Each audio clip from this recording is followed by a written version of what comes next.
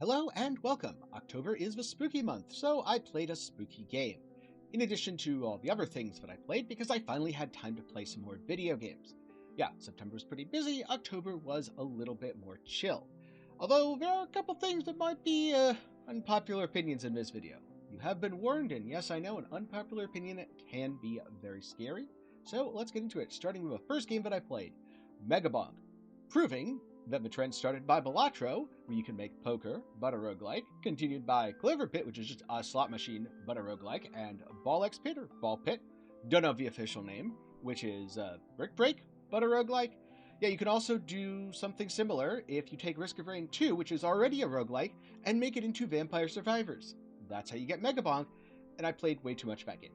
I thought I was going to play for like 10, maybe 20 hours, do a little stuff and go, okay, yeah, that's cool. I see why people are playing it, but it's kind of like all the others that I've spent hundreds of hours playing.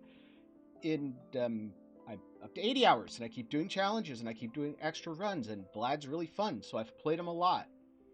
Go play Megabonk. Go play Vlad. Wasn't very fun. If you want to see more, I have a couple videos down below. The next thing I want to talk about is Valor Mortis. This is a first-person Souls-like from the developers of the Ghost Runner series.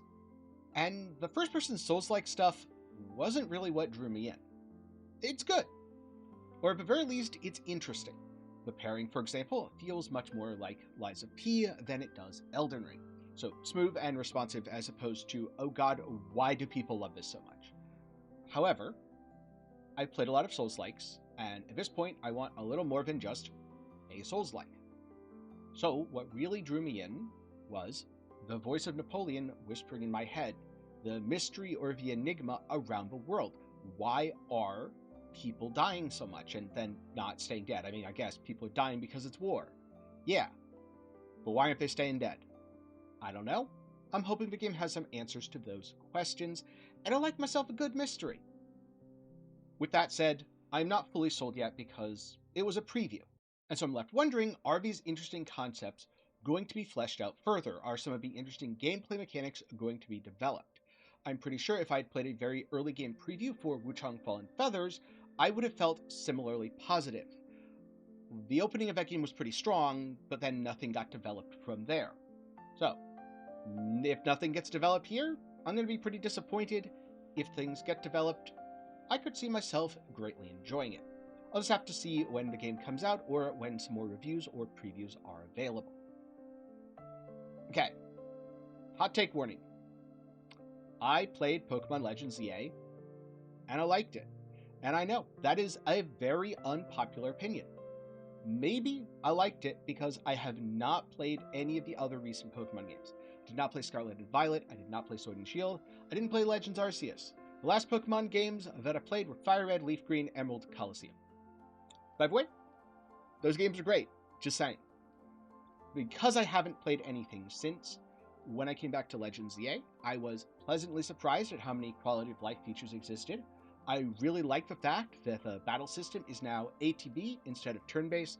I know, we are in the era of Expedition 33 has released and turn-based is back in. But having that ATB system made Legends EA feel very different from previous Pokemon games. And also, I was pleasantly surprised at the story. If you want to know more of my thoughts, I do not have a full video. Also, you might have noticed I am not showing gameplay footage. That is because Nintendo is super scary. So, not going to have a video, not going to be showing gameplay footage. But if you want to see a write-up with some more of my thoughts, some of the things I liked, some of the things I didn't, because yes, there were things I didn't, one of which is Limio City itself, way too small, feels super restrictive. I have a write-up. It's freely available over on my Patreon. That's linked down below. Now, in addition to Legends EA, about at the same time, there was Steam Next. And usually, I am the first person to say, oh, Steam Next, more demos. Hell yeah, let me dive in. This time, I did not really dive in. There just weren't that many things that stood out to me. Or I would try one of those things, I'm like, this looks cool. Didn't end up being for me. There's one game that I played for like 10 hours, though. So most of my Steam Next time went into the demo for Oaken Tower.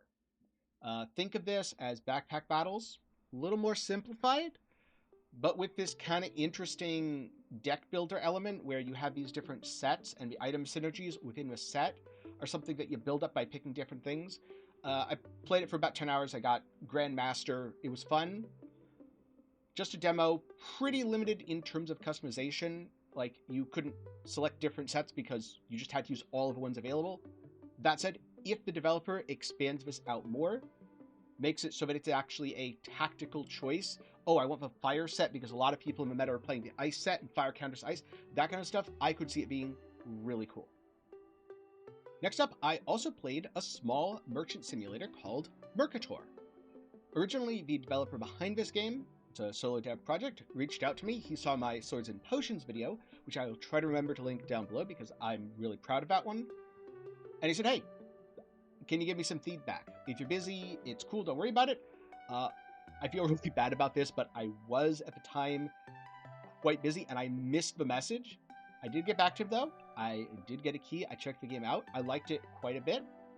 And so I made a video highlighting some of the stuff that I found.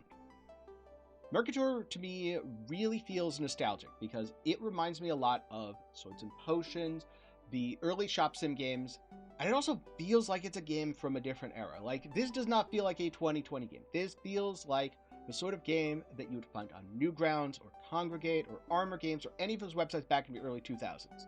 Like, I half expected browser ads for, what was that game? The thing that used all the women from the DVD covers that I can't remember the name of. Symphony, that became Evony. That one.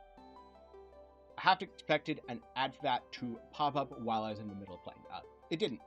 So, if you want to check that out, I made a full review. It's over on my Steam curator page. It's down in the description. If you like that kind of stuff, if you played Swords and Potions, you will like it. But it's probably not going to be for everyone. It's a pretty niche game. And then, last but not least, I ended my month with a chill, nice fishing game called Dredge, which, sure, the first day, it does look like a nice cozy game where you're a shipwrecked sailor, you have to go catch some fish, and wait a minute, is that fish okay? Wait, what's going on here? And also, the nights are pretty weird, man. Yeah, there's a lot more to this game, and what I did not expect is the mystery around the game's plot unfolds in a way that reminded me of Sunless Sea, which, if you like your cult classics or your nice niche indie games, Sunless Sea has some of the best storytelling in almost any, well, I was going to say almost any fishing game I've experienced, but then I realized I haven't played that many fishing games. It just has a really good narrative-driven approach to its gameplay, and it uses those narrative elements, specifically character-driven storytelling, to get you to go outside of your comfort zone. Dredge does the exact same thing, where you don't want to go and fight this scary creature or go into the water of a scary creature because it's not like you have a weapon, you can't really fight the creature. But the guy needs his thing back and it's in the water, so you have to go anyway and you have to confront that. While it is a spooky game, while there are a lot of horror elements, especially at night when the world seems to get very oppressive and close in around you, I would not say it is a horror game in the sense that it does not focus on the disempowerment of your character. And also, there aren't that many consequences if something goes wrong. I plan to come out with a few videos on this that will go up on the main channel, hopefully in the near future. But for now, I'm going to be playing through the Iron Rig, which is the DLC. I completed all the base game content in like 13-ish hours and then spent a whole bunch of time catching extra fish because I'm weird like that and I wanted to catch all the fish.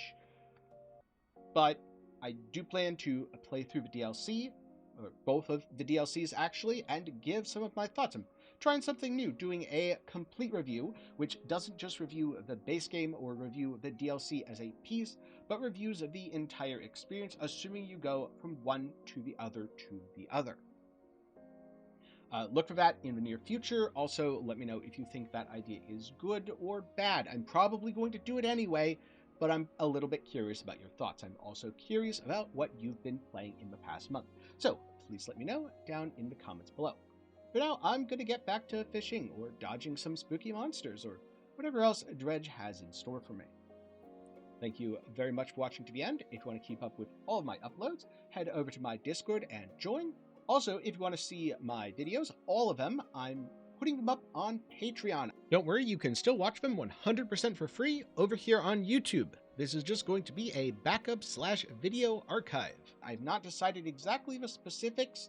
Might be if a $1 a month tier, might be at the free tier, might be a mix of both. Either way, video archive over on Patreon. That way, if someday YouTube goes poop and Patreon still exists, there's going to be a copy of at least everything I've uploaded from here on forwards, as long as I keep doing it. So thank you very much for watching to the end. Glad you enjoyed, and catch you later.